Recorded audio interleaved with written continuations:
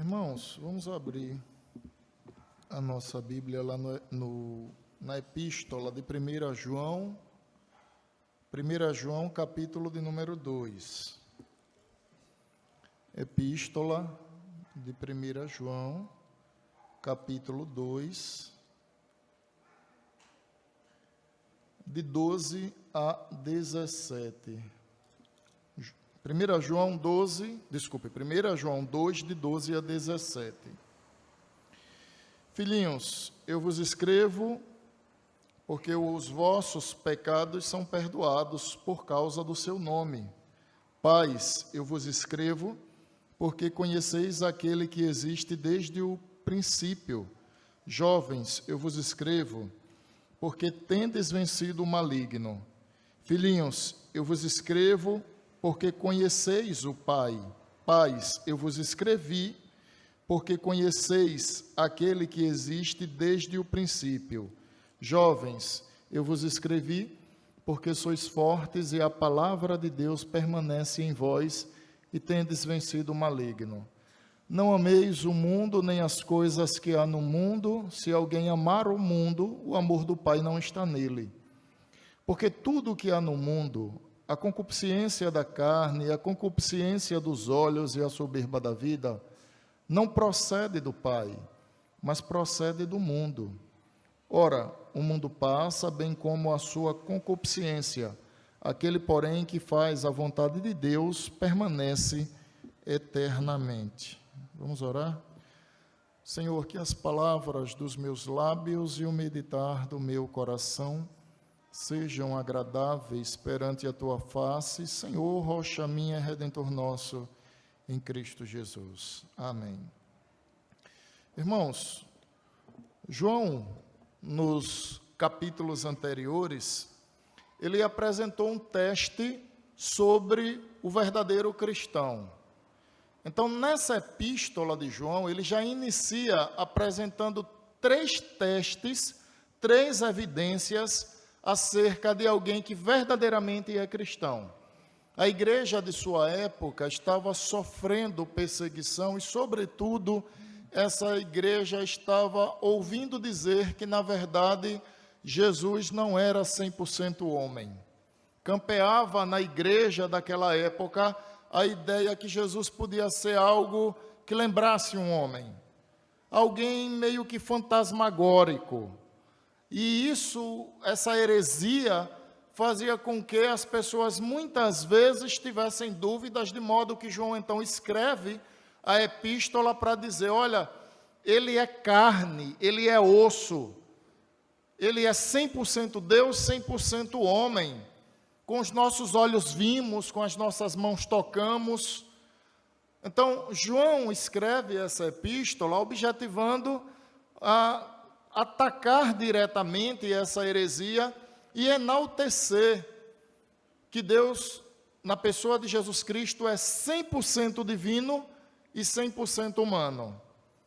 E aqui, irmãos, então, ele começa apresentando 3 testes para saber se realmente alguém é um crente de verdade. O primeiro deles é a obediência. Um crente de verdade, ele é obediente. Pastor, onde é que está esse teste? 1 João, capítulo 1, de 5, versículo 5, ao versículo 6 do capítulo 2. Então, todos esses versículos são um teste apresentando que os crentes de verdade, eles são obedientes. O segundo teste que João apresenta é o amor. Eles amam de verdade. Está no capítulo 2, versículo 7, até o verso de número 17. O terceiro teste é a verdade, que é justamente onde dá início o texto que nós vamos tratar nessa noite. Então, há 3 testes para saber se alguém é crente de verdade. Primeiro é a obediência. Um crente de verdade, ele é obediente às autoridades de sua igreja. Ele ouve a voz do seu pastor. Um crente de verdade, ele é amoroso, ele ama, ele sabe perdoar, porque ele é alvo do amor de Deus. Um crente de verdade, ele é verdadeiro. Esses são os 3 testes apresentados na epístola 1 de João, para que se detecte um crente genuíno. Nos textos anteriores, irmãos, ou melhor dizendo, no texto anterior ao que eu li, João demonstra o amor do tipo certo, o amor o qual o Senhor é favorável. Onde é que está isso, pastor? Capítulo 2, de 7 a 11. Então você vai observar que aqui João fala: amados, não vos escrevo um mandamento novo, senão um mandamento antigo, o qual desde o princípio tiveste. Este mandamento antigo é a palavra que viste, todavia vos escrevo um novo mandamento, aquilo que é verdadeiro nele e em vós, porque as trevas se vão dissipando e a verdadeira luz já brilha. Aquele que diz estar na luz e odeia o irmão, até agora está nas trevas. Aquele que ama a seu irmão permanece na luz, e nele não há nenhum tropeço.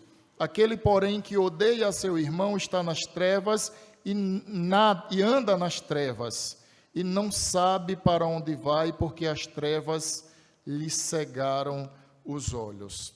Então, observem que o texto que antecede a leitura que fiz, ele aponta para o amor genuíno, o amor verdadeiro, o amor o qual Deus aprova.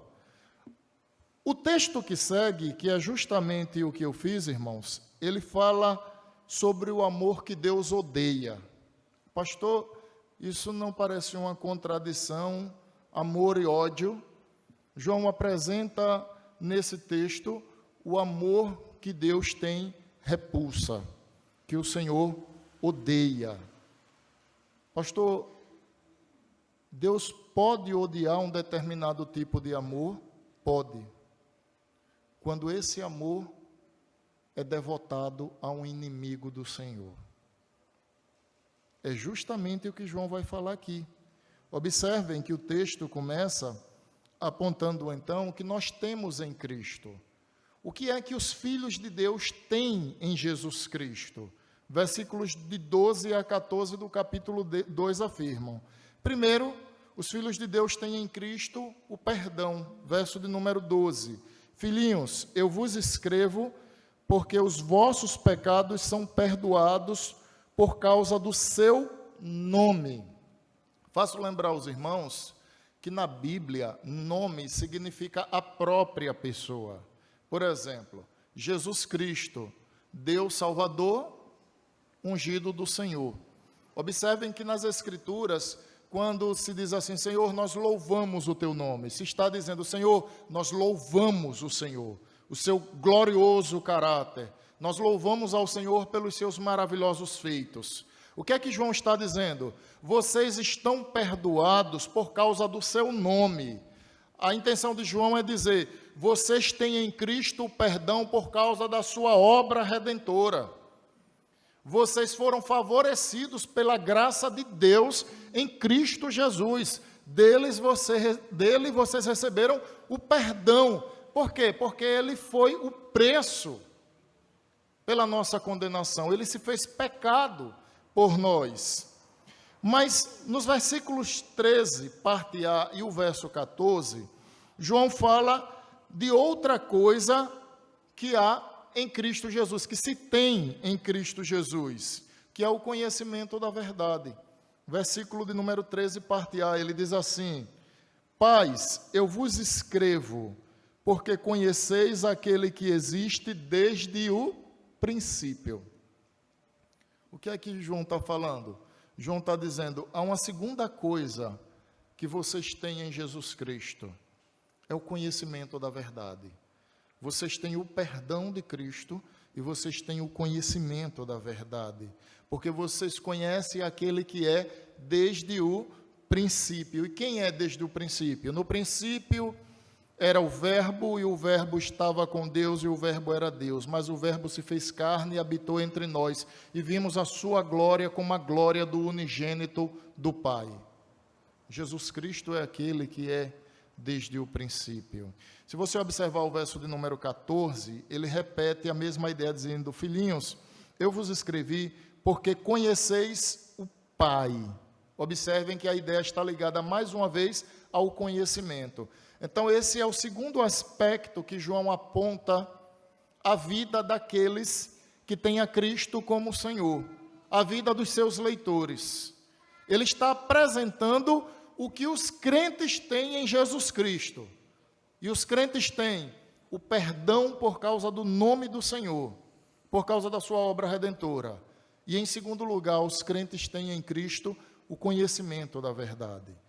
Mas ainda, irmãos, nessa perícope, os cristãos, os filhos de Deus, eles têm a vitória sobre o maligno por meio de Cristo. Verso de número 13, parte B. Acompanhe a leitura. Diz assim: jovens, eu vos escrevo porque tendes vencido o maligno. Versículo 14 agora. Observe o que ele diz na parte B. Pais, eu vos escrevi porque conheceis aquele que existe desde o princípio. Jovens, eu vos escrevi porque sois fortes e a palavra de Deus permanece em vós e tendes vencido o maligno. Mas aqui cabe uma pergunta, irmãos: como é que o jovem ele vence o maligno? Os irmãos hão de convir que nós somos humanos, carne e osso, e o maligno, o nome já descreve quem ele é. Ele é perverso, ele é cruel, ele é difamador, ele é caluniador. A palavra Satanás significa caluniador. Como nós podemos vencer o maligno se a nossa natureza é pecaminosa? Nós vencemos o maligno em Cristo Jesus. Ele venceu o império das trevas. Ele despojou os principados e potestades, expôs Satanás e os demônios ao ridículo, rasgou a cédula que era contra nós e a cravou na cruz. É nesse sentido que o jovem venceu o maligno. O jovem, ele é forte no Senhor, na força do poder de Deus. E o que é que a gente aprende, pelo menos até esse momento, porque ainda tem um outro? É que por meio de Jesus Cristo, nós recebemos 3 bênçãos do Senhor. Por meio de Jesus, nós recebemos o perdão dos nossos pecados. 2 Coríntios, capítulo 5, versículo 21. Nós recebemos o perdão dos nossos pecados. Nós não seremos condenados, irmãos. Não é porque somos bons. É porque Jesus Cristo pagou o preço da maldição do pecado que estava em nós. Diz assim: aquele que não conheceu o pecado, quem não conheceu o pecado? Eu ou você? Nenhum dos dois. Jesus Cristo não conheceu o pecado. Deus o fez pecado por nós, para que nele, em Cristo, fôssemos feitos justiça de Deus. Então, a primeira bênção que nós temos na pessoa de Jesus Cristo é o perdão. Deus não está mais irado conosco. Por que não? Porque os nossos pecados foram pagos em Cristo. Quando o Senhor nos olha, antes Ele enxerga Cristo sobre nós, e a sua palavra vai nos chamar de justos, porque nós fomos justificados por meio do sacrifício do Senhor Jesus. Eu quero aproveitar você que é jovem e que não é daqui da igreja, para te dizer que não há esperança em nenhum outro senão em Jesus Cristo. O Senhor me chamou para servi-lo com 17 anos de idade, eu tenho 42. Tem 25 anos que eu estou servindo ao Senhor Jesus Cristo. E até hoje, em nenhum dia da minha vida eu me arrependi de servi-lo. Em nenhum dia da minha vida eu me arrependi de servir a Cristo. Deus perdoou os meus pecados. E Ele pode perdoar os seus pecados. Mas o critério é que você tenha Cristo como seu único Redentor. Você precisa acreditar no Evangelho. E é Deus quem o fará crer nesse Evangelho. Porque todo aquele que crê será salvo, mas aquele que não crê já está condenado. A segunda bênção que nós temos, irmãos, por meio de Cristo, é o conhecimento do Evangelho, o conhecimento da verdade. João capítulo 17, versículo 3. Porque para conhecer a Cristo precisa conhecer o Evangelho. Um dia o evangelho foi pregado para nós. Talvez alguém foi na sua casa, te evangelizou, te discipulou. Talvez você recebeu um folheto na feira. Talvez, através de uma amizade, você veio à igreja e começou a ouvir a pregação da palavra, a ouvir, até que esse conhecimento desceu ao seu coração. Deus finalmente desvendou seus olhos para que você cresça no poder do evangelho. E isso significa dizer que é uma bênção. Por quê? Porque a segunda bênção apontada por João é o conhecimento da verdade, é o conhecimento do evangelho. João 17,3 diz assim: e a vida eterna é esta, que conheçam a ti, o Deus, o único Deus e verdadeiro, e a Jesus Cristo, a quem enviaste. Quem tem esse conhecimento?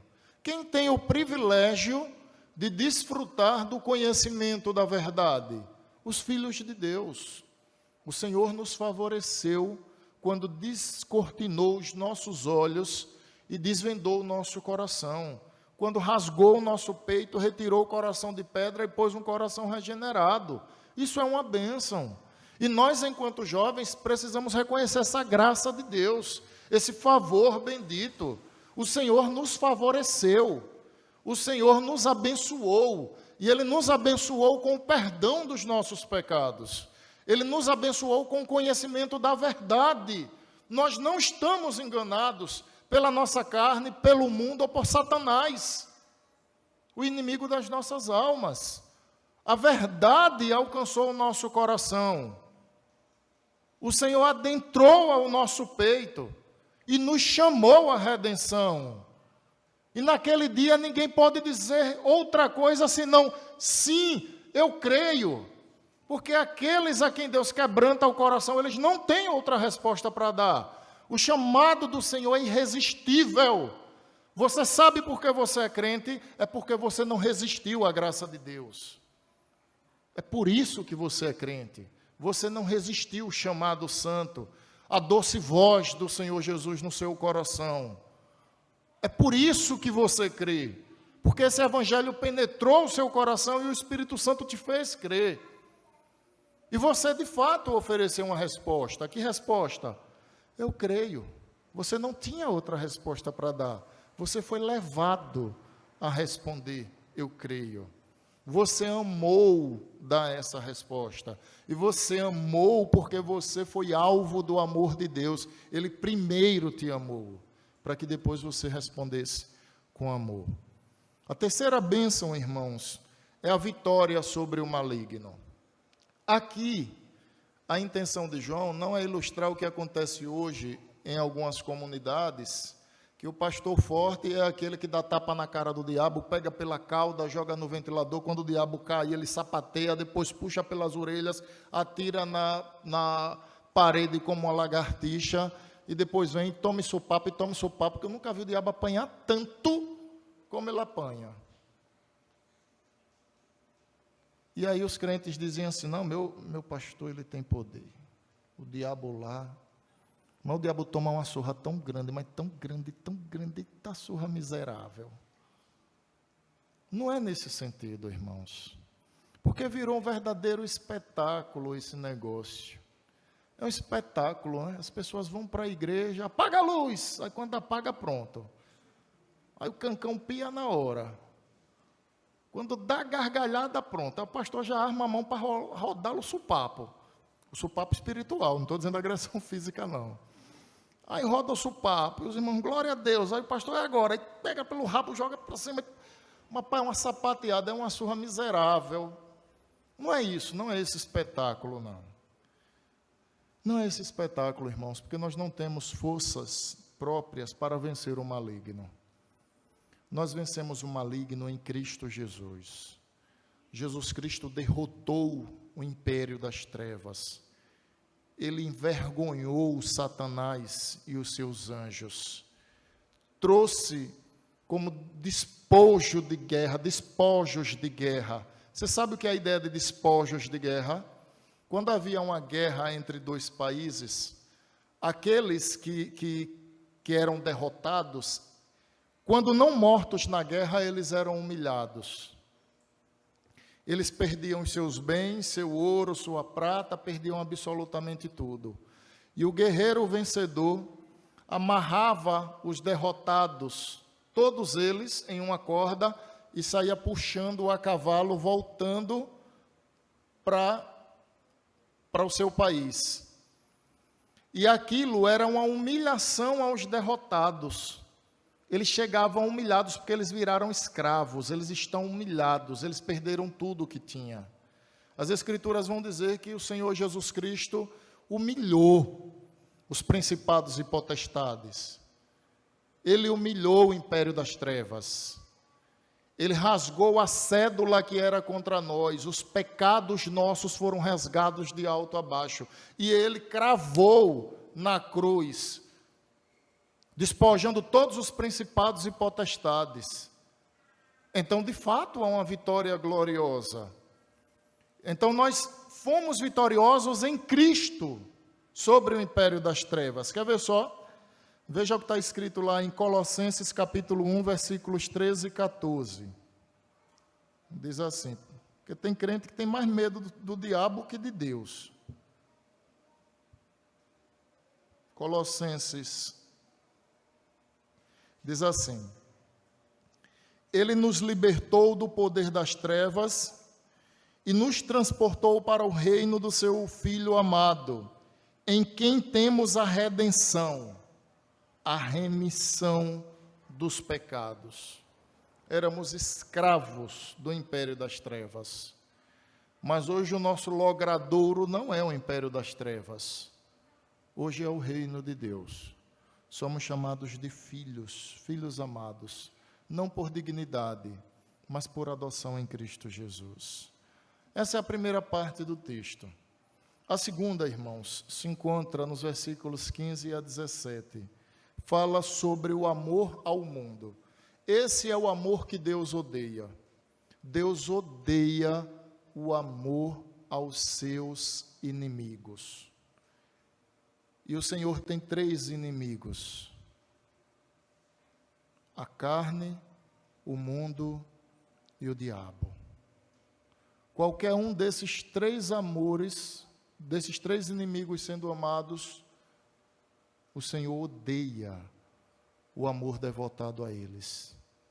E quando eu digo que Deus tem 3 inimigos, isso é força de expressão.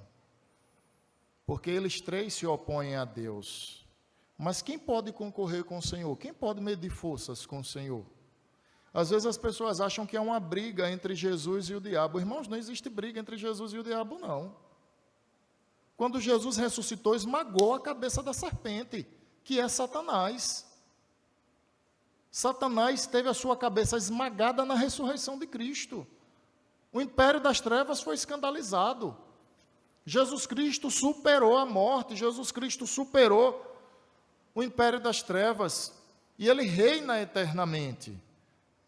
Então é uma força de expressão. Aqueles que amam os inimigos de Deus incorrem no risco de sofrer a descarga da ira do Senhor. E nesse texto, João apresenta então um dos inimigos de Deus, que é o mundo. Primeiro eu faço lembrar que a Bíblia apresenta o mundo em 3 perspectivas, pelo menos 3. Por exemplo, a Bíblia diz assim: porque Deus amou o mundo. Mas a mesma Bíblia vai dizer: não ameis o mundo. Finalmente, pastor, que mundo é esse? O mundo que Deus amou é aquele que Ele criou, é toda a ordem criada.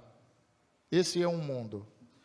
Eu posso dizer assim, irmãos, todo mundo aqui, percebam que agora é outro contexto. Todo mundo aqui está sentado, com exceção de 2 pessoas, eu e Rony. Mas a expressão usada aqui é mundo, em uma perspectiva filosófica, em uma perspectiva de inimigo de Deus, comportamento mundano, vida de pessoas que não conhecem a Deus. Isso fica muito claro na nossa mente quando a gente usa a expressão mundano. Porque quando a gente diz fulano é mundano, a gente está dizendo que aquela pessoa tem uma conduta, valores éticos que não condizem com a palavra de Deus, e pior, se opõem à vontade de Deus. Perceberam? É nesse sentido que João está tratando, então. E ele começa, no versículo 5, falando sobre a incompatibilidade entre o amor ao mundo e o amor do Pai. Observem verso 15. Não ameis o mundo, nem as coisas que há no mundo. Se alguém amar o mundo, o amor do Pai não está nele. Parece uma medida drástica. A ideia do amor do Pai não está naqueles que amam ao mundo. Mas por que isso? Porque, irmãos, amor e ódio não podem ocupar o mesmo coração. Ou os cristãos amam a Deus, ou eles amam o inimigo de Deus e não são cristãos. Por isso que João vai dizer, aquele que ama o mundo, ele o ama porque o amor de Deus não está no coração dele. Porque quando alguém prova o amor de Deus, prova a graça inefável, não tem desejo por aquilo que é supérfluo, aquilo que é passageiro, transitório. Daí a expressão de João, aquele que ama o mundo, o amor do Pai não está nele. Outra questão que João aborda com relação ao amor ao mundo é a procedência do mundo. O que é que procede do mundo? Observem aí o verso de número 16. Porque tudo que há no mundo, tudo, não há exceção. João não excepcionou absolutamente nada. Porque tudo que há no mundo, a concupiscência da carne, a concupiscência dos olhos, a soberba da vida, não procede do Pai, mas procede de quem? Do inimigo de Deus. Quem é o inimigo de Deus aqui? O mundo. Concupiscência da carne é aquilo que ataca de dentro para fora. A carne aqui não é o nosso corpo físico, mas a carne é aquele desejo, é aquela inclinação pela prática do mal. Sabendo que desagrada a Deus, mesmo assim queremos fazer. Observem, é algo que brota de dentro para fora. É a concupiscência da carne, é um desejo incontrolável, é uma paixão insana, é um desejo ardente, sabendo que contraria a Deus, deseja o inimigo de Deus. E de onde é que procede a concupiscência da carne? Do amor ao mundo. João vem e fala sobre a concupiscência dos olhos, agora é diferente. Agora nós somos atacados de fora para dentro. São as tentações, são aquilo que faz os nossos olhinhos brilharem. Meu Deus, como isso é lindo, como isso é maravilhoso. Eu estou encantado, eu estou encantada, nunca vi tamanha arte, nunca vi tamanha cultura. Essas são as tentações. Eu estava hoje conversando, irmãos, com alguns irmãos, alguns jovens, e eu cheguei à seguinte conclusão. Um dos problemas da nossa época é que a gente tem olhado para o pecado, e quando esse pecado leva o nome de cultura, nós entendemos que ele é aceitável diante de Deus. Aí eu dei um seguinte exemplo. Eu disse, há alguns anos atrás, um grupo artístico resolveu fazer no MASP, o museu mais famoso de São Paulo, uma exposição dos corpos nus. E eles diziam assim, é a nossa cultura. Ou seja, em nome da cultura, se disfarça o pecado para torná-lo aceito. É como se pegasse um monstro e vestisse uma roupa nele e dissesse assim, agora você está bonito, agora eu consigo me encantar com você e eu consigo te aceitar. E por que eu consigo te aceitar? Porque agora você não tem mais cara de pecado, agora você tem cara de Brad Pitt. Você agora tem cara de Tiago Lacerda. Só não vou citar a cara do pastor Gladson porque eu sou casado. Agora eu consigo te aceitar. Eu cheguei a essa conclusão. não é porque algo é cultural que não ofende a dignidade de Deus. Os irmãos devem lembrar da ocasião do livro do Êxodo, quando Moisés subiu para ter com o Senhor. O povo de Israel se reuniu e disse a Arão: Arão, faça um bezerro de ouro. Arão, mas está aqui os brincos, está as joias, tome as pulseiras, faça um bezerro de ouro. O que é que Arão fez? Arão fundiu o ouro, a prata, edificou um bezerro. E o povo começou a celebrar o bezerro. Moisés estava no alto da montanha e não sabia o que acontecia. Detalhe, aquilo era cultural, viu? Aquilo era cultural.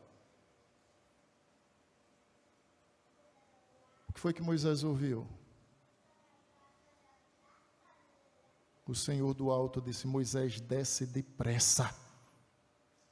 O teu povo se corrompeu. E Moisés desceu irado. O recado ele recebeu lá em cima, no alto da montanha. Porque ele não sabia, ele estava de costas para a cultura. Moisés desceu, irado, indignado com o povo. Por quê? Porque o povo trocou a Deus por um bezerro de ouro. Então, a concupiscência dos olhos é aquilo que nos ataca de fora para dentro, que faz os nossos olhos brilharem, nós acharmos que aquilo é magnífico.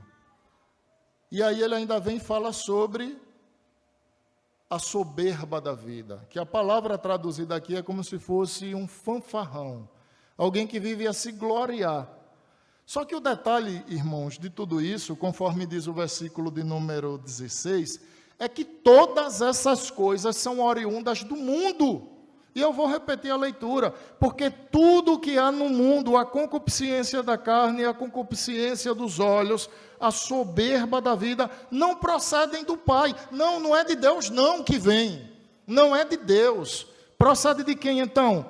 Procede do mundo. Procede do inimigo de Deus.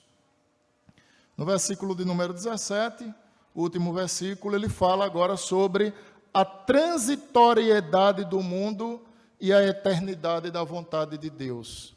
Vejam só, irmãos, o que diz assim: ora, o mundo passa, bem como a sua concupiscência. Qual é a concupiscência do mundo? É a concupiscência da carne, é a soberba da vida e é a concupiscência dos olhos. João está dizendo: olha, isso vai passar. Gente, isso vai passar, isso é transitório. Isso não é para sempre. O mundo passa, bem como a sua concupiscência, os desejos dos olhos, a inclinação do coração, a soberba da vida, isso é transitório, vai passar. Porém, aquele que faz a vontade de Deus permanece eternamente. O que é que a gente aprende, irmãos, a partir de tudo isso que tem sido dito com relação ao amor ao mundo? É que o mundo não é o habitat do cristão. Essa é uma lição tão velha, mas tão moderna ao mesmo tempo. O mundo não é o habitat do cristão, irmãos. Não é, meu irmão, não é. João capítulo 17, versículo 14. Vejam o que Jesus falou em sua oração. A propósito, vamos ler uma só voz. Eu lhes tenho dado a tua palavra, e o mundo os odiou, porque eles não são do mundo, como também eu não sou. O mundo não é o habitat do cristão, irmãos. Não é, meu santo. Deus te chamou para ser santo, para ser puro. Deus te chamou para honrar a Ele, para glorificá-lo. Deus te chamou para que quando os homens olhassem você, vissem a imagem de Cristo. Eis ali alguém que é parecido com Ele. Deus nos chamou para uma igreja santa, um povo puro, um povo que visa a glória dEle, um povo que diz não à sua vontade, para que Cristo seja enaltecido em nós. uma igreja santa, para um Deus santíssimo, um povo santo, para um Cristo santo, homens e mulheres, jovens e crianças, santos. Você sabe o que significa santo? Separado. Deus separou você do mundo. Deus tirou você daquela desgraça,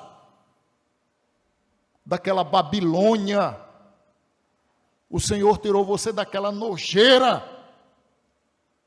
O Senhor retirou você daquela imundície, daquele esgoto espiritual, como dizia o presbítero João. E por que ele fez isso? Porque ele te separou para você ser santo, semelhante a ele, para transformar o seu caráter, a sua mente, o seu coração, para te dar uma nova vida. Foi para isso que o Senhor fez. Foi para isso, irmãos. Santo significa separado. O mundo não é o habitat natural do cristão. Não é, irmãos. A cidadania de um cristão está nos céus. Quer ver só? Filipenses 3, versículos 20 e 21. Filipenses 3, 20 e 21.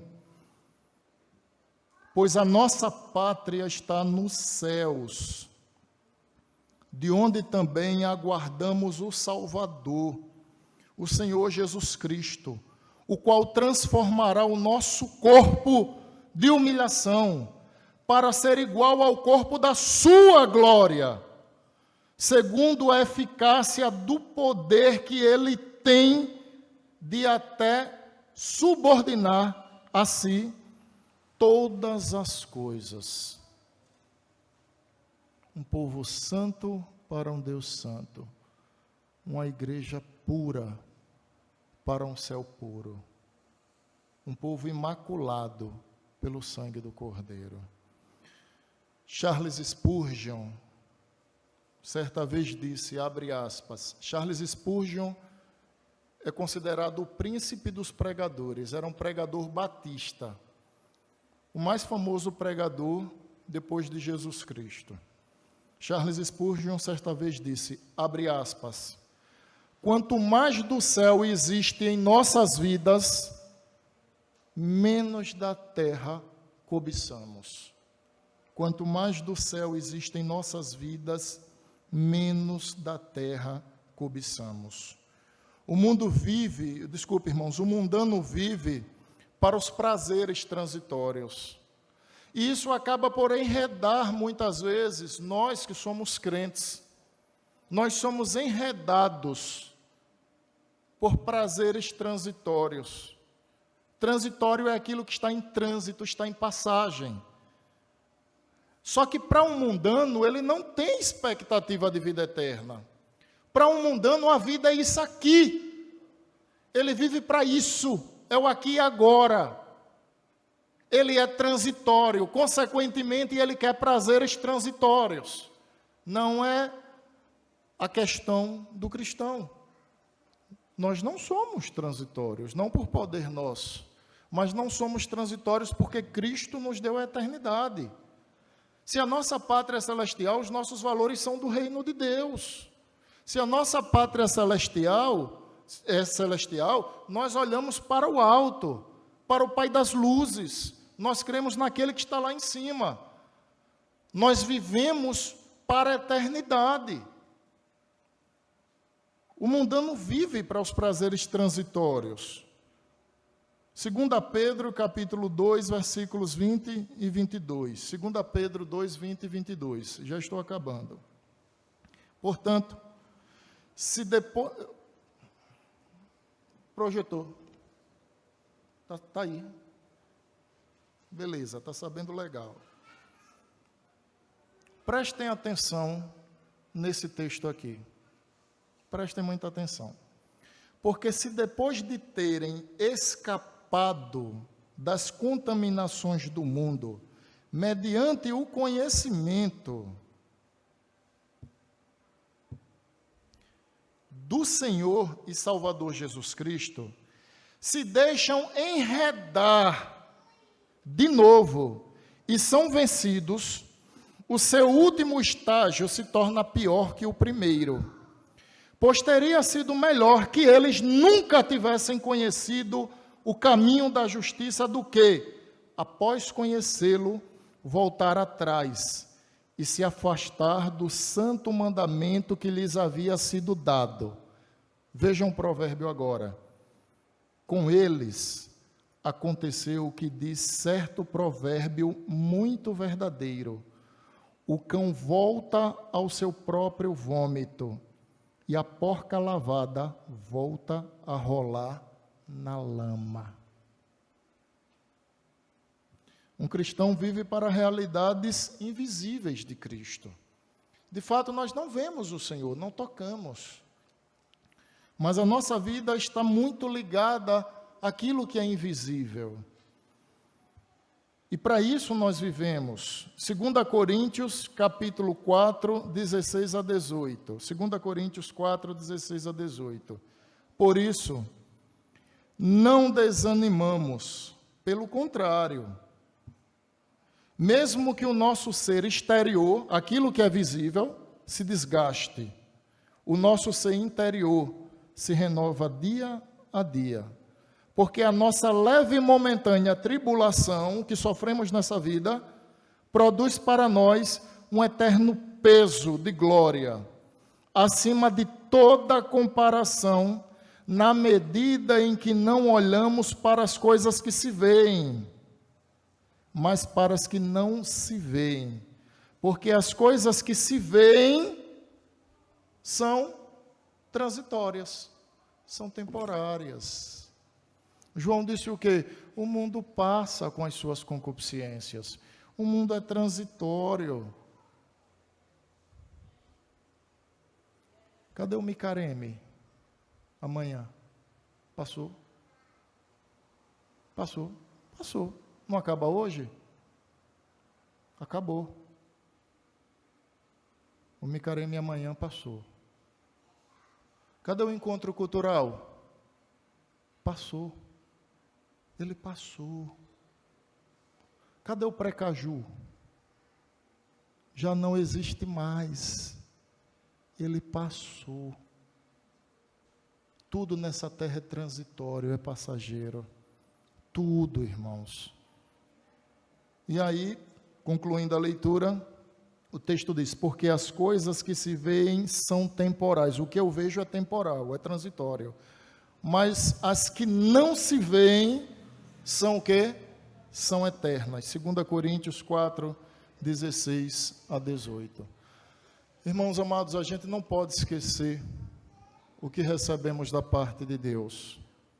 O perdão, o conhecimento da verdade, a vitória sobre o império das trevas, tudo isso por meio de Cristo Jesus.